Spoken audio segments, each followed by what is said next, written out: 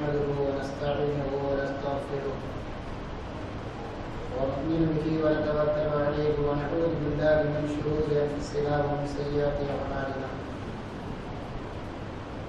من يهده الله فلا مضل له ومن يضلل فلا هادي له واشهد ان لا اله الا الله وحده لا شريك له واشهد ان محمدا عبده ورسوله أرسله بالحق بشيرا ونذيرا وداعيا إلى الله بإذنه وسراجا منيرا ما بعد فقد قال الله تعالى في كتابه الكريم والفرقان المجيد أعوذ بالله من الشيطان الرجيم يا أيها الذين آمنوا اتقوا الله حق تقاته ولا تموتن إلا وأنتم مسلمون وقال أيضا يا أيها الناس اتقوا ربكم الذي خلقكم من نفس واحدة وخلق منها زوجها وبث منهما رجالا كثيرا ونساء واتقوا الله الذي تساءلون به والأرحام إن الله كان عليكم رقيبا يا أيها الذين آمنوا اتقوا الله وقولوا قولا سديدا يصلح لكم أعمالكم ويغفر لكم ذنوبكم ومن يطع الله ورسوله فقد فاز فوزا عظيما وقال تعالى يريدون ليطفئوا نور الله بأفواههم والله متم نوره ولو كره الكافرون புகழும் புகழ்ச்சியும் அகில உலகின் அதிபதி அல்லாஹ் ஒருவனுக்கு என்றென்றும் உண்டாகட்டுமா.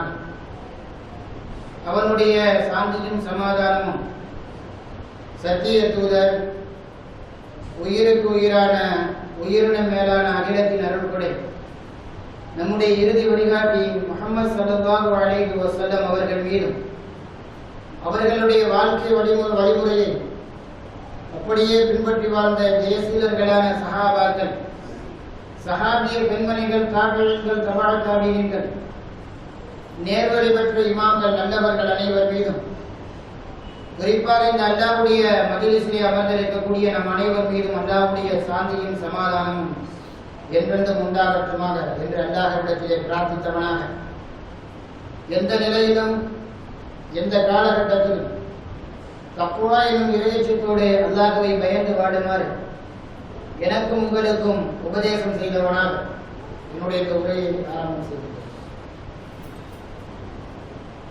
முடிக்கினிய சகோதர சகோதரிகளே, உலகளாவிய அடிப்படையில் மிக வேகமாக வளர்ந்து வரக்கூடிய ஒரு மார்க்கம்தான் இஸ்லாமிய மார்க்கம். எந்த அளவிற்கு இஸ்லாமிய மார்க்கம் வேகமாக வளர்கிறதோ அந்த அளவிற்கு இந்த இஸ்லாமிய மார்க்கத்திற்கு எதிரான, முஸ்லிம் சமுதாயத்திற்கு எதிரான அடக்குமுறைகள் நாளுக்கு நாளாக அதிகரித்துக் கொண்டிருப்பதை நம்மால் பார்க்க முடிகின்றது. மேற்கத்திய நாடுகளிலே முஸ்லிம் சமுதாயத்திற்கு எதிராக நடத்தக்கூடிய அடக்குமுறைகள், நாம் வாழக்கூடிய இந்தியாவிலே பார்ப்பன சக்திகள் நமக்கு எதிராக நடத்தக்கூடிய அடக்குமுறைகள், இந்த அடக்குமுறைகள் எப்பொழுது ஆரம்பித்தது? இந்த அடக்குமுறைகளுக்கு பின்னால் இருக்கக்கூடிய காரணம் என்ன? எதன் காரணமாக இந்த இஸ்லாமிய சமுதாயம் அடிக்கப்படுகிறார்கள் என்பதையெல்லாம் நாம் தெரிந்து கொள்ள வேண்டியது காலத்தின் கட்டாயம். முஸ்லிம் சமுதாயம் நாம் வாழக்கூடிய இந்த இந்தியாவிலே பகிரங்கமாக அடிக்கப்பட்டது என்று சொன்னால், முஸ்லிம் சமுதாயத்தினுடைய நெஞ்சிலே குத்தப்பட்ட ஒரு ஆண்டுதான் 1992.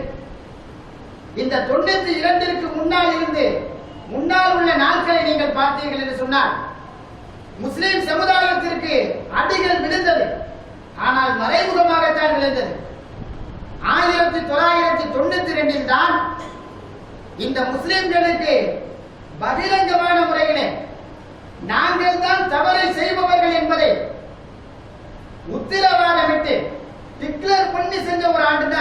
92. அந்த 92 நடந்த சம்பவம் நமக்கெல்லாம் மறக்க முடியாத ஒரு நிகழ்வு.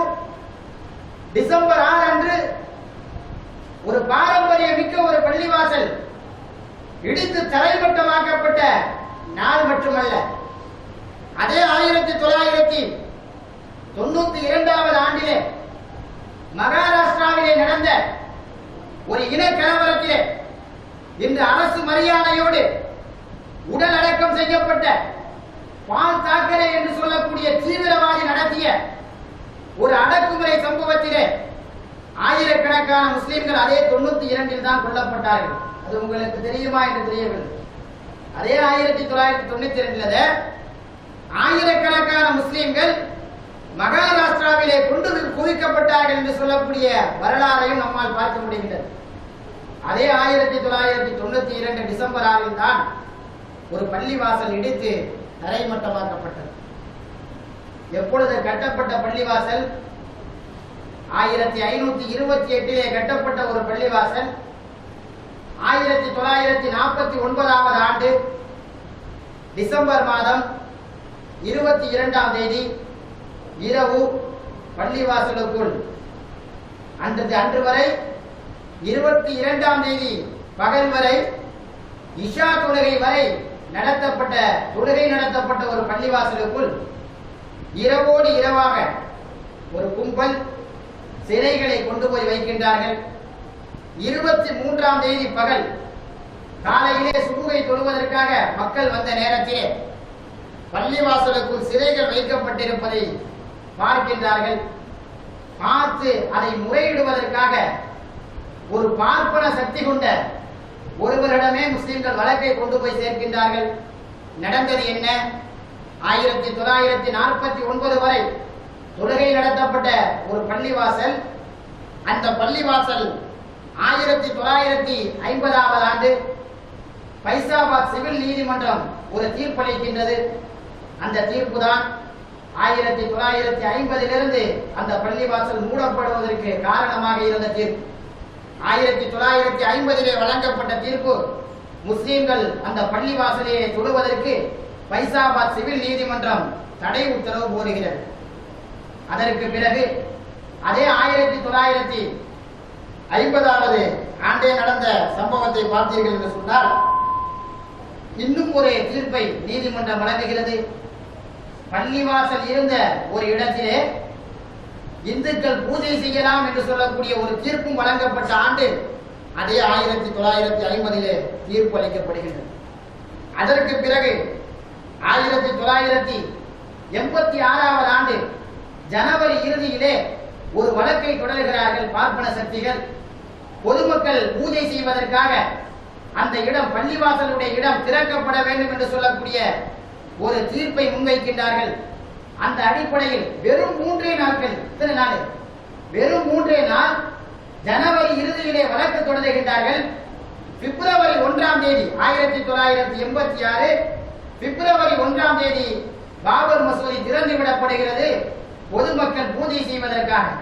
அதைத் தொடர்ந்து 1989 ஆண்டு அலகாபாத் நீதிமன்றம் ஒரு தீர்ப்பளிக்கின்றது. பாபர் மசூதி இருக்கக்கூடிய இடத்திலே எந்த விதமான அடிக்கல்லும் நாட்டக்கூடாது. ஏன் அடிக்கல் நாட்ட வேண்டும் என்பது இவர்களுடைய யோசனை. அந்த அடிப்படையிலே 1989 அலகாபாத் நீதிமன்றம் அடிக்கல் நாட்டக்கூடாது என்று சொன்னதற்கு பிறகும் நீதிமன்றத்தினுடைய தீர்ப்பை மீறி 1989 பள்ளிவாசல் இருந்த இடத்திலே ராமர் கோயிலுக்கான அடிக்கல் நாட்டப்பட்டது.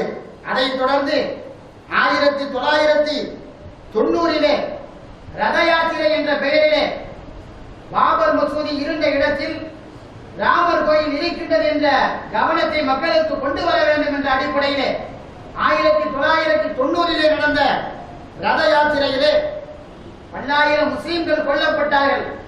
மாநிலமாக சென்ற அந்த ரத யாத்திரையிலே ஏற்பட்ட நிகழ்வுதான் முஸ்லிம்களுடைய உயிர் சேதம்.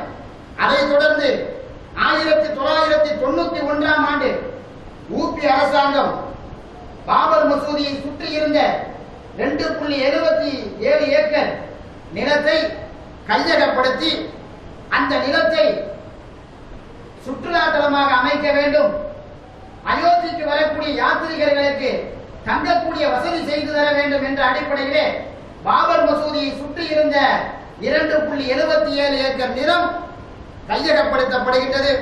அதைத் தொடர்ந்து 1991 அக்டோபர் 22ஆம் தேதி ராமர் கோயிலுக்கான நுழைவாயில் ஆட்சிக்கான அடிக்கல் நாட்டப்படுகிறது நரசிம்மராவுடைய ஆட்சியின் போது. அதைத் தொடர்ந்து 1992 பிப்ரவரி 8ஆம் தேதி அந்த ஆக்கிரமிக்கப்பட்ட 2.77 ஏக்கர் நிலத்திலே தடுப்பு சுவர் எழுப்பப்படுகின்றது. அதைத் தொடர்ந்து 1992 மார்ச் மாதம் ஊபியிலே அமைச்சராக இருந்த முதல்வராக இருந்த கல்யாண் சிங்குடைய தலைமையிலே இன்னும் பாபர் மசூதியை சுற்றி இருந்த 42 ஏக்கர் நிலங்கள் கையகப்படுத்தப்பட்டு அந்த 42 ஏக்கர் இடங்களையும் ராமர் கதை சொல்லக்கூடிய பூங்கா உருவாக்க வேண்டும் என்ற அடிப்படையிலே கையகப்படுத்தப்பட்டு அதுவும் அவர்களுடைய கட்டுப்பாட்டிற்குள் செல்கின்றது. இதையெல்லாம் தொடர்ந்துதான் படிப்படியான சம்பவங்கள். இதற்கு முன்னாடி 1000 விஷயங்கள் இருக்கு, அதை பேசணும்னா அது 2-3 சும்மா பேசலாம். அப்ப இதுவெல்லாம் ஒரு சுருக்கமான தகவல்கள். அதைத் தொடர்ந்து 1992 டிசம்பர் 6ஆம் நாள் தான் காலை 11 மணிக்கு ஆரம்பிக்கப்பட்ட வேலை மாலை 6 மணி வரை அவர்களுடைய எண்ணத்தின் அடிப்படையிலே துரிதமாக ஒட்டுமொத்த பள்ளிவாசலும் இடித்து தரைமட்டமாக்கப்பட்டது. அப்ப 1992 என்பதுதான் முஸ்லிம்களுடைய முதுகிலே பகிரங்கமாக குத்திய ஒரு நாள். அந்த 92 தொடர்ந்து முஸ்லிம் சமுதாயத்திற்கு ஏற்பட்ட சேதங்கள், எத்தனை அடக்குமுறைகளை நாம் சந்தித்து வருகின்றோம் என்பதையெல்லாம் நாம் தெரிந்து கொள்ள வேண்டும். அந்த 92ற்கு பிறகு எத்தனை பெரிய அடக்குமுறைகள் நம்மால் பார்க்க முடியும். 1591ஆம் ஆண்டு ஹைதராபாத்திலே இருக்கக்கூடிய 1591ஆம் ஆண்டு ஹைதராபாத்திலே ஆட்சி செய்த அன்றைய ஆளுநர் முகமது அலி குத்துப் என்பவரால் கட்டப்பட்டதுதான் சார்மினார் என்று சொல்லக்கூடிய இடம். சார்மினார் என்பது இன்று நேற்று கட்டப்பட்டது அல்ல. 1591 கட்டப்பட்ட சார்மினாருடைய அமைப்பை நீங்கள் பார்த்தால் தெரியும். 4 மினாராக்கள் எழுப்பப்பட்டிருக்கு. பள்ளிவாசலுக்கு இருக்கும் மினாராக்கள் 4 மினாராக்களோடு எழுப்பப்பட்டதுதான் சார்மினார். இந்த சார்மினார் அன்றிலிருந்து இன்று வரை அதற்கு இன்னொரு பெயரும் இருக்கின்றது. 4 தூண்கள் உடையது என்று சொல்லக்கூடிய ஒரு பெயரும் உண்டு. அந்த அளவிற்கு பிரபலியமான அந்த சார்மினாருக்கு அருகாமையிலேயே ஒரு புகழ் வாய்ந்த ஒரு பள்ளிவாசல், மக்கா பள்ளி என்று சொல்வார்கள். அந்த பள்ளிவாசலும் சார்மினாருக்கு அருகாமையிலே கட்டப்பட்டு இருந்தது. ஆனால் 1957 வரை முஸ்லிம்களுடைய கட்டுப்பாட்டிலே இருந்த அந்த சார்மினார் 1957ஆவது ஆண்டு தொல்லியல் துறை என்று சொல்வார்கள். இந்த தொல்லியல் துறையுடைய பராமரிப்பிற்காக அவர்களுடைய கையிலே ஒப்படைக்கப்படுகின்றது. 1957 தொல்லியல் துறையுடைய கையிலே ஒப்படைக்கப்பட்டதற்கு பின்னால் ஏற்பட்ட விபரீதங்கள், தொல்லியல் துறையை சங் பரிவார கும்பல் ஆக்கிரமித்து அந்த 1997ற்கு பிறகு சிறிது சிறிதாக அந்த சார்மினாருக்கு பக்கத்திலேயே ஒரு சிறிய கோயிலை கட்டினார்கள். அந்த கோயில் கட்டப்பட்டதற்கு பிறகு 1979 மற்றும் 1983 இந்த கோயிலுக்காக ஒரு கலவரம் நடந்தது. இந்து முஸ்லிம்களுக்கு மத்தியிலே கலவரம் நடந்து அதிலே பெரிய அளவிற்கு சேதங்களும் ஏற்படுத்தப்பட்டது. எதற்காக? இந்த கோயில் கட்டப்பட்டதற்கு பிறகு நடந்த சேதங்கள். அது வேண்டாம். இந்த கோயில் எப்பொழுது கட்டப்பட்டது என்றால் 1957க்கு பிறகு அரசாங்கத்தினுடைய கையிற்கு போனதற்கு பிறகு அரசாங்கம் செய்தது என்ன? காங்கிரசுடைய அரசாங்கம் பரிவார கும்பலோடு பார்ப்பன சக்திகளோடு கைகோர்த்து ஒரு பள்ளிவாசல் இழந்த இடத்தை அப்படியே மாற்றினார்கள். எந்த அளவிற்கு? சமீபத்திலே வெளிவந்த தி ஹிந்து என்று சொல்லக்கூடிய ஆங்கில நாளிதழ், அந்த நாளிதழில் நவம்பர் 21ஆம் தேதி பேப்பரை நீங்க எடுத்து பாருங்க. நவம்பர் 21 ஹிந்து ஆங்கில நாளிதழில் நம்மால் பார்க்க முடிகின்றது. சார்பினால் 1957 படத்தை, இப்பொழுது உள்ள படத்தை, 1957 சார்பினாருக்கு பக்கத்திலே கார் பார்க்கிங், வாகனம் நிறுத்துவதற்காக இருந்த இடம்தான் இன்று கோயிலாக இருக்கிறது. எப்ப? ரொம்ப காலம்னா இல்ல, சுதந்திரத்திற்கு முன்னால் நடந்ததல்ல, சுதந்திரத்திற்கு பின்னால் நடந்த ஒரு நிகழ்வு. 1957 சார்பினாருக்கு பக்கத்திலே ஒரு கார் நிப்பாட்டுவதற்காக இருந்த இடம் இன்று சிறிய கோயிலாக உருவாக்கப்பட்டு, சென்ற வாரம் அந்த இடத்திலே விஸ்தரிப்பு வேலைகள் என்று சொல்வார்கள், மேற்கூரை இடுவது, அதை சுற்றி கட்டிடமாக கட்டக்கூடிய ஒரு வேலையில் ஈடுபடும் போதுதான் அது நமக்கும் அவர்களுக்கு மத்தியிலே ஒரு கலவரத்தை ஏற்படுத்தி அதன் மூலமாக கைது செய்யப்பட்டவர்கள் யார் என்று சொன்னால், மஜ்லிஸே இத்திஹாதுல் முஸ்லிமீன் என்று சொல்லக்கூடிய ஒரு இஸ்லாமிய அரசியல் அமைப்பு அங்கே இருக்கின்றது. கிட்டத்தட்ட 7 எம்எல்ஏக்களை கொண்ட ஒரு இஸ்லாமிய அரசியல் அமைப்பு. அந்த அரசியல் அமைப்பை சேர்ந்த கவுன்சிலர்கள் மற்றும் எம்எல்ஏக்கள் கைது செய்யப்படுகிறார்கள். அஸ்திவாரம் போட்ட ஒருத்தன் கைது செய்யப்படுவது யார் என்று பாருங்கள். கைது செய்யப்படுவது சாதாரண ஆட்கள் அல்ல, அரசியலில் இருக்கக்கூடிய அந்த அரசியல்வாதிகள், முஸ்லிம் அரசியல்வாதிகள் என்ற ஒரே காரணத்திற்காக கைது செய்யப்பட்ட ஒரு நிகழ்வையும் அந்த நாளிதழ் படம் பிடித்து நமக்கு காட்டுகிறது. அதைத் தொடர்ந்து இனி என்ன நடக்கும் என்பது நமக்கு தெரியாது. அது மட்டுமல்ல, டெல்லியுடைய செங்கோட்டையாக இருக்கட்டும், குதுப் மினாராக இருக்கட்டும், தாஜ்மஹாலாக இருக்கட்டும், வேலூர் கோட்டையாக இருக்கட்டும், இதுவெல்லாம் முஸ்லிம்களுடைய பாரம்பரிய சின்னம். அந்த பாரம்பரிய சின்னம் என்பது நமக்கு தேவையில்லை. ஆனால் அதற்குள் எல்லாம் பள்ளிவாசல்கள் இருக்கின்றன. இந்த பாரம்பரிய சின்னத்திற்கு பின்னால் எல்லாத்திலும் என்ன இருக்கு? பள்ளிவாசல்கள் இருக்கு. தாஜ்மஹால் சரியா தப்பா அப்படிங்கறத பேசுறதுக்கு உண்டான வேலை இங்கே இல்லை. ஆனால் அந்த தாஜ்மஹாலாக இருந்தாலும் தாஜ்மஹாலை ஆக்கிரமிப்பதற்கு காரணம் அது முஸ்லிம்களுடைய சொத்து என்ற ஒரே காரணம் தான். உண்மையா? தாஜ்மஹால் என்பது முஸ்லிம்களுடைய சொத்து என்பதற்காகத்தான் அது கையகப்படுத்தப்பட்டு இன்னைக்கு அதெல்லாம் யாருடைய கையில இருக்குண்டா? தொல்லியல் துறையுடைய கையில இருக்கு. வேலூர் கோட்டையிலே கொள்கை நடத்துவதற்காக 20,000த்திற்கும் மேற்பட்ட முஸ்லிம்கள் ஒரு ஆர்ப்பாட்டத்தை நடத்தினார்கள். ஆனாலும் கூட அந்த இடத்திலே தொழுகைகளை நடத்துவதற்கு தொல்லியல் துறை அனுமதி மறுத்தது. ஆனால் 1957 ஆண்டு ஒரு கான்செப்டாக இருந்த இடத்திலே இன்று பூஜை புனஸ்காரங்கள் செய்வதற்கு, கோயில் அமைப்பதற்கு தொல்லியல் துறை அனுமதி கொடுக்கின்றது என்று சொன்னார். இதற்கு காரணம் தொல்லியல் துறையாக இருக்கட்டும், இந்த நாட்டினுடைய எல்லா துறையிலும் சங் பரிவார சக்திகள் உள்ளே இருக்கின்றன என்பதைத்தான் இது வெளிப்படையாக நமக்கு படப்பிடித்து காட்டுகின்றது.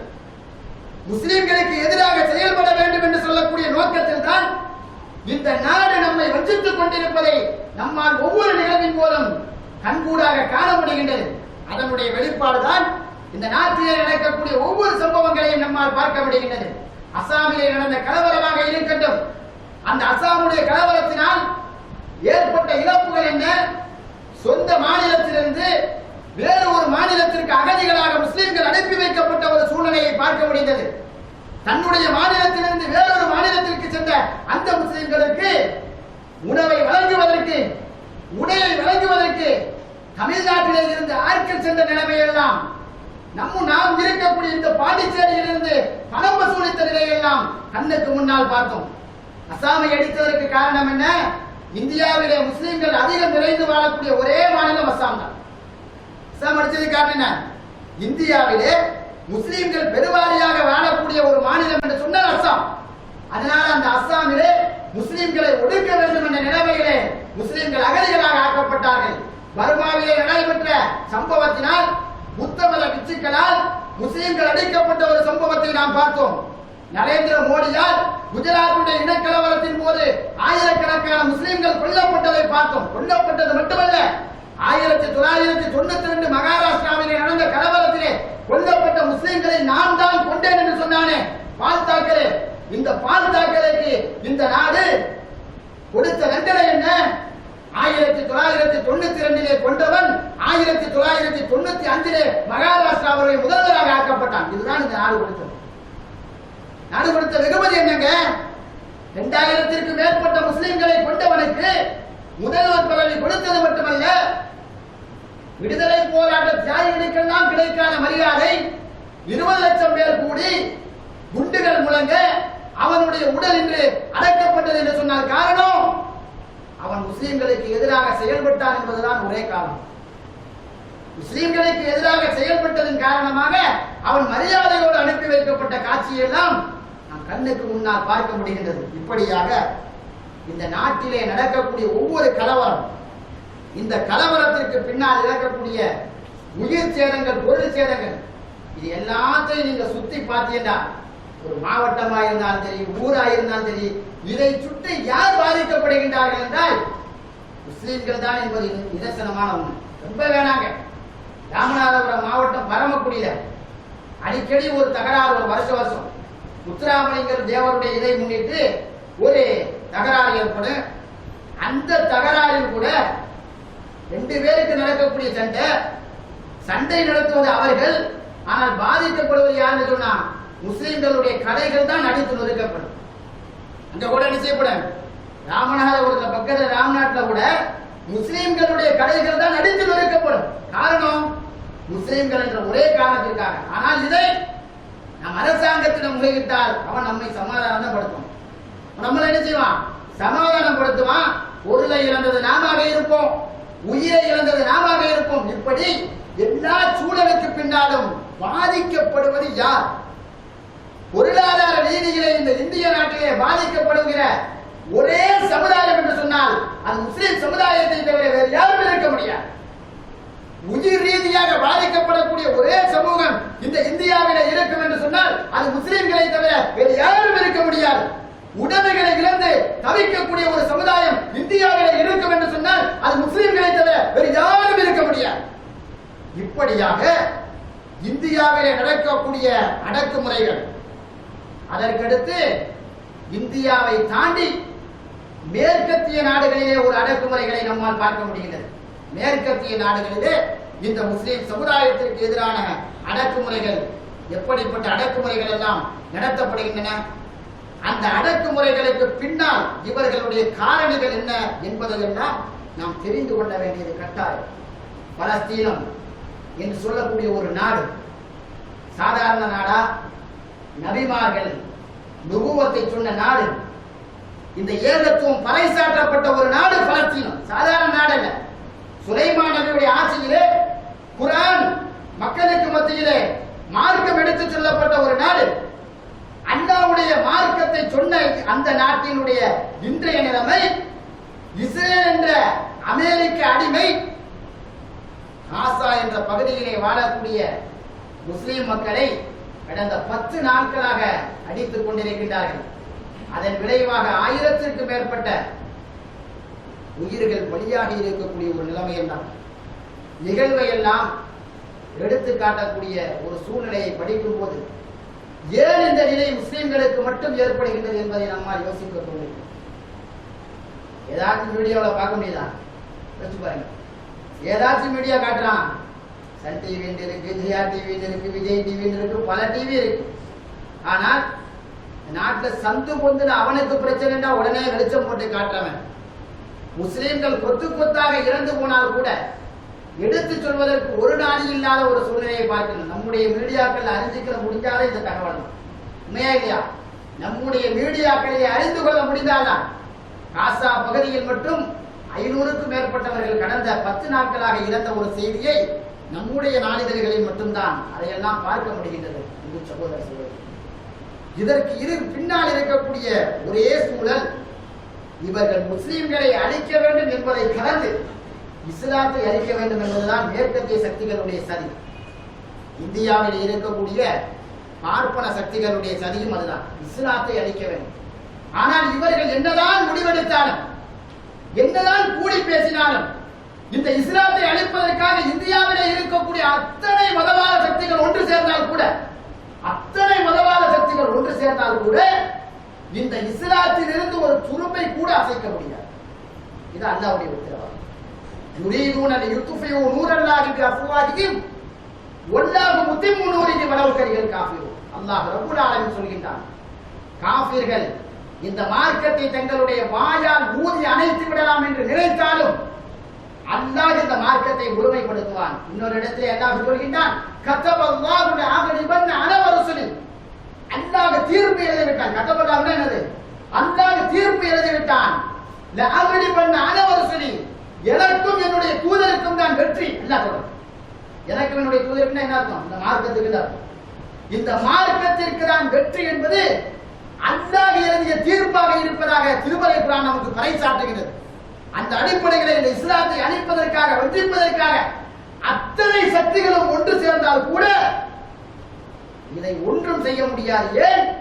இது அல்லாஹ்வுடைய மார்க்கம் என்பதை அல்லாஹ் ரப்பல் ஆலமீன் அவ்வப்போது உணர்த்திக் கொண்டிருக்கின்றான். அதன் விளைவாகத்தான் எப்பொழுதெல்லாம் இஸ்லாமிய சமுதாயம் ஒரு இடத்திலே அடிக்கப்படுகின்றதோ அப்பொழுதெல்லாம் இஸ்லாத்தினுடைய வளர்ச்சி தலைகீழாக இருப்பதை பார்க்க முடிகிறது. அமெரிக்காவுடைய இரட்டை கோபுரம் தாக்கப்பட்டதற்கு பிறகுதான் அமெரிக்காவிலே இஸ்லாத்தை ஏற்றுக்கொள்ளக்கூடியவர்கள் அதிகரித்தார்கள் என்று சொல்லக்கூடிய ஒரு தகவலும் நமக்கு வருகின்றது. மாஷா அல்லாஹ். எப்பொழுது இந்த இரட்டை கோபுர தாக்குதலை மையப்படுத்தி முஸ்லிம்கள் வஞ்சிக்கப்பட்டார்களோ அதற்கு பிறகுதான் அமெரிக்காவிலே இஸ்லாத்தினுடைய வளர்ச்சி அசுர வளர்ச்சி என்பதை நம்மால் காண முடிகின்றது. அது ஒன்று, எப்பொழுதெல்லாம் இந்த இந்தியாவிலே இஸ்லாமியர்கள் ஒடுக்கப்படுகின்றார்களோ அப்பொழுதுதான் இஸ்லாமியர்களுடைய வளர்ச்சி அதிகரித்துக் கொண்டிருப்பதை பார்க்கணும். எப்படியெல்லாம் இஸ்லாமியர்கள் ஒடுக்கப்படுறாங்க. ஒரு சாதாரண படம் காட்டினா கூட அதுல கூட நம்மளத்தை தீவிரவாதியா காட்டும். சமீபத்தில் கூட பெரிய கொந்தளிப்பை ஏற்படுத்தி அதற்காக எல்லாரும் சேர்ந்து பார்த்து அதுல இதை நீக்கல் ஆணைக்கணும். இது எதனாலடா? தீவிரவாதியா நம்மளை இன்னைக்கு மட்டும் காட்டலங்க, தீவிரவாதத்தினுடைய உச்சகட்டத்தை காட்டினதுனால கொந்தளிச்சு, அவ்வளவுதான். தீவிரவாதியை காட்டாம இருந்தானா இதுக்கு முன்னாடி முஸ்லிம்களை தீவிரவாதிங்கிறதெல்லாம் தாண்டி இன்னைக்கு முஸ்லிம்கள் எப்படி மீடியாக்கள்ல காட்டப்படுறாங்கன்னா பாவம் செய்பவன் என்றாலே முஸ்லிம் தான், அந்த அளவுக்கு போயாச்சு. தீவிரவாதிங்கிறத தாண்டி கொள்ளையடிப்பவன் முஸ்லிம், விபச்சாரம் செய்பவன் முஸ்லிம், மதுக்கடை நடத்துபவன் முஸ்லிம் என்று சொல்லக்கூடிய அளவிற்கு தீவிரவாதத்தை தாண்டி ஒரு நாட்டிலே பாவம் செய்யக்கூடியவன் யார் என்றால் அது முஸ்லீம் தான் என்று சொல்லக்கூடிய அளவிற்கு ஒரு மாய தோற்றத்தை மீடியாக்கள் காண்பித்துக் கொண்டிருக்கின்றன. இந்த மீடியாக்கள், பத்திரிகைகள், இதற்கெல்லாம் பின்னணி நாம் முன்னாடி சொன்ன மாதிரி இஸ்லாத்தை அழிக்க வேண்டும் என்ற பின்னணி தான். இந்த இஸ்லாத்தை அழிக்க வேண்டும் என்ற பின்னணியில் எத்தனை சக்திகள் யார் ஒன்று கூடினாலும் நிச்சயமாக அதை இந்த இஸ்லாத்தை அழிக்க முடியாது என்பதை நாம் புரிந்து கொள்ள வேண்டும். வரலாற்று தகவல்களை பொறுத்தவரை நாம் அதிகம் சேகரிக்க வேண்டியது நம்முடைய கடமை. வரலாற்று தகவல்களை அதிகம் தெரிந்து கொள்ள வேண்டும். இஸ்லாம் பாதிக்கப்படக்கூடிய குறிப்பான தகவல்களை தெரிந்து அதை தெரியாத மக்களுக்கு எடுத்துச் சொல்வது நம்முடைய கட்டாயம். இந்த இந்தியாவிலே நாம் தீவிரவாதிகளாக காட்டப்படுகின்றோம் என்று சொன்னால், நாம் அழிக்கப்படுகின்றோம் என்று சொன்னால் அதற்கு பின்னால் இருக்கக்கூடிய காரணம் என்ன என்பதை நம்மோடு பழகக்கூடிய சக நண்பர்களுக்கு எடுத்துச் சொல்வதற்காவது நமக்கு என்ன செய்யணும்?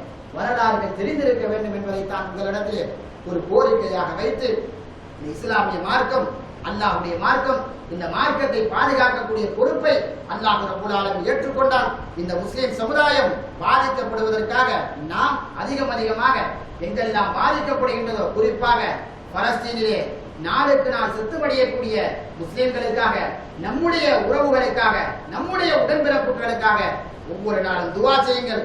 அந்த மக்களுடைய சிறுமையான வாழ்க்கைக்காக யா அல்லாஹ் எங்களை போன்ற ஒரு நிம்மதியான வாழ்க்கையை அவர்களுக்கு ஏற்படுத்தி தா என்று கேட்கக்கூடிய மக்களாக அல்லாஹ் ரப்பல் ஆலமீன் நம் யாவரையும் ஆக்கி அருள் புரிவானாக. யா அய்யுஹல்லதீன ஆமனு தக்குல்லாஹ ஹக்க துகாத்தி வலா தமூதுன்ன இல்லா வ அன்தும் முஸ்லிமூன்.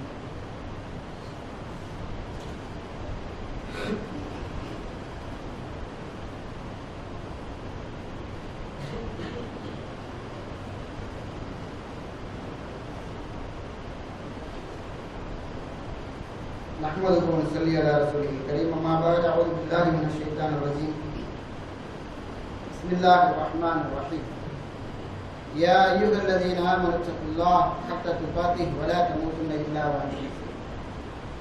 அன்பு நிறைந்த சகோதர சகோதரிகளே, நாம் ஜும்மாவுடைய முதல் உரையில் முஸ்லிம் சமுதாயம் பரவலாக அழிக்கப்படக்கூடிய இந்த சூழ்நிலையில் முஸ்லிம்களாகிய நாம் என்ன செய்ய வேண்டும் என்ற பொறுப்பை முதலிலே உணர வேண்டும். நாம என்ன செய்யணும்? இப்படி நமக்கு எதிரான தாக்குதல்கள் அதிகரிக்க கூடிய இந்த சூழலில் நம்முடைய ஈமானை பலப்படுத்த வேண்டும். நம்முடைய ஈமான் இப்படி அழிக்கப்படக்கூடிய சூழ்நிலையில் தான் பலகீனப்பட்டுக் கொண்டிருக்கிறது. நாளுக்கு நாள் பலகீனம். எப்படிப்பட்ட பலகீனம்?